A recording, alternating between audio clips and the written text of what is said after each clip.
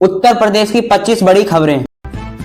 Samajwadi party ने फरवरी के शुरुआत में ही लोकसभा उम्मीदवारों की पहली सूची जारी कर दी थी, जिसे लेकर 10 फरवरी तक विवाद थमा नहीं गया था। कई सीटों पर उम्मीदवारों के नाम स्थानीय कार्यकर्ताओं को विरोध जताना शुरू कर दिया था, जिसे अखिलेश यादव को दोबारा विचार करने में मजबूर होना पड़ा। सपा ने अपने पीएडी फॉर्मूले के तहत पिछड़ों को, दलितों को और ज्यादा टिकट दिए थे, लेकिन कुछ सीटों पर मुस्लिम नेता ने अनदेखी आरोप लगाए गए। मुरादाबाद और संभल क्षेत्रों में मुस्लिम दावेदारों और अपनी नाराजगी खुलकर जारी की, जिससे पार्टी के भीतर गुटबाजी उभर आने लगी है। अखिलेश यादव ने डैमेज कंट्रोल के लिए खुद बड़े नेता से बात की और समझौता किया है कि यह फैसला जीत के संभावनाओं को देखते हुए लिया गया है। वहीं कांग्रेस ने सपा की इस जल्दबाजी के आपत्ति जताई थी, क्योंकि अब तक सीट का आधिकारिक बंटवारा फाइनल नहीं हुआ। भाजपा ने सपा की सूची को परिवाद का नया एक रूप बताया है, क्योंकि इसके बाद परिवार के सदस्यों भी महत्वपूर्ण सीटें दी गई थी। उम्मीदवारों को चयन को लेकर मचे इस घमासान से यह दिखा दिया गया है कि टिकट वितरण किसी भी दल के लिए कितनी बड़ी चुनौती होती है। सपा के कुछ बागी नेताओं ने निर्दलीय का अन्य दलों के टिकट पर चुनाव लड़ने की धमकियां देने भी शुरू कर दिया था। इससे पार्टी नेतृत्व की चिंताएं बढ़ गई। अयोध्या में भव्य राम मंदिर के उद्घाटन के बाद फरवरी के महीने में भाजपा ने देश भर में श्रद्धालुओं को दर्शन करवाने का एक भव्य चलाया गया है। 10 फरवरी के आसपास यूपी से हर जिले में विशेष ट्रेनें और बसें अयोध्या के लिए रवाना हो रही थीं, जिसका पूरा प्रबंध भाजपा कार्यकर्ताओं देख रहे थे। पार्टी का लक्ष्य था कि चुनाव से पहले अधिक से अधिक लोगों को रामलला के दर्शन कराए जाएं, ताकि रामलला प्रभाव का मतदाना बना सके है। मुख्यमंत्री योगी आदित्यनाथ ने अयोध्या की सुरक्षा को सुविधा का खुद जायजा लिया, ताकि बाहर से आने वाले श्रद्धालुओं को कोई भी परेशानी न हो। विपक्षी दलों ने इस अभियान को राजनीति स्टेट बताया और कहा है कि भाजपा धर्म का इस्तेमाल वोटों के लिए कर रही है। हालांकि आम लोगों के बीच इस अभियान को लेकर जबरदस्त उत्साह देखा गया है। गांव को बड़ी संख्या में लोग अयोध्या पहुंचने लगे हैं। भाजपा ने इस अभियान के जरिए बूथ स्तर पर आने नेटवर्क को सक्रिय कर दिया है, जिससे चुनाव की तैयारी और मजबूत हुई है। राम मंदिर के मुद्दे पर और भाजपा ने अपने विचार अभियान के केंद्र पर रखा है और इसे अपनी सरकार की सबसे बड़ी उपलब्धियां के तौर पर पेश किया है। विपक्षी दलों ने नेता पर इस मुद्दे पर बचते नजर आ रहे हैं। उन्होंने इस भाजपा का निजी कार्यक्रम बताया है।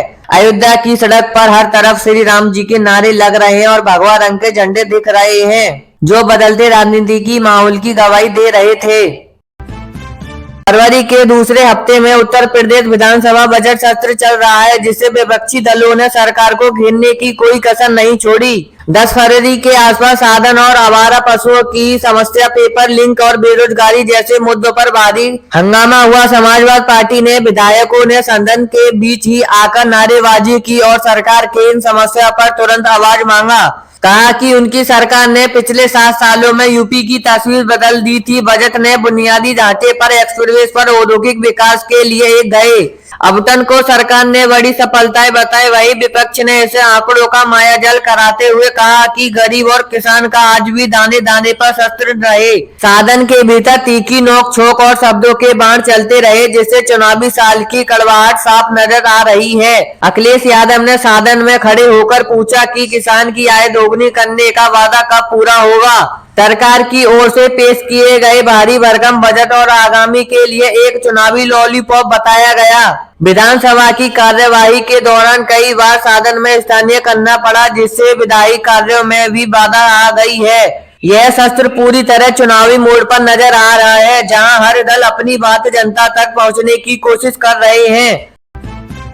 बहुजन समाजवाद पार्टी ने मुखिया मायावती के फरवरी के माध्यम में लखनऊ के पार्टी के बड़े पारदर्शी अधिकारियों के साथ एक बड़ी महत्वपूर्ण बैठक की थी। मायावती ने लोकसभा चुनाव के लिए अकेले लड़ने के पर अपने फैसले की अड़ने की निर्देश दिए हैं। उन्होंने अपने कार्यकर्ताओं से कहा है कि वह किसी भी गठबंधन की अफवाहों पर ध्यान न दें और घर घर जाकर बसपा की विचारधारा पर विचार करें। मायावती ने इस बार दलित मुस्लिम गठबंधन के साथ साथ ही अति पिछड़ों को जोड़ने पर विशेष जोर देने का कहा गया है कि वे अपने क्षेत्र में अच्छी पकड़ रखते हो और किसी भी विवाद में न फंसे। और भाजपा की इस रणनीति पे सपा ने कांग्रेस की चिंताएं बढ़ दी गई हैं, क्योंकि त्रिकोणवती के मुकाबले में भाजपा को फायदा होता है। मायावती केंद्र और राज्य सरकार दोनों में हमला बोलते हुए कहा है कि केवल विचार व्यक्त हैं और असल मुद्दे पर गायब हैं। उन्होंने सोशल मीडिया का भी प्रभावी ढंग से इस्तेमाल करने के निर्देश दिए हैं ताकि युवाओं तक भाजपा की पहुंच बन सके।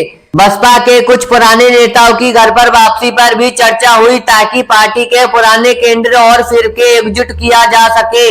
मायावती के इस सख्त रुख ने साफ कर दिया है कि यूपी का चुनाव इस बार बेहतर, दिलचस्प और बहुकोणीय होने वाला है।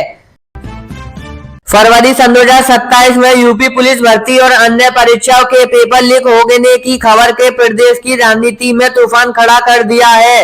विपक्षी दलों ने इस मुद्दे को लेकर सड़क पर उतरने का ऐलान कर दिया है और युवाओं के गुस्से को भगाने की कोशिश की। समाजवादी पार्टी ने और कांग्रेस पे आरोप लगाए हैं कि सरकार युवाओं के भविष्य के साथ खिलवाड़ कर रही है और परीक्षा की सुनिश्चित बनाए रखने के नाकाम रही है।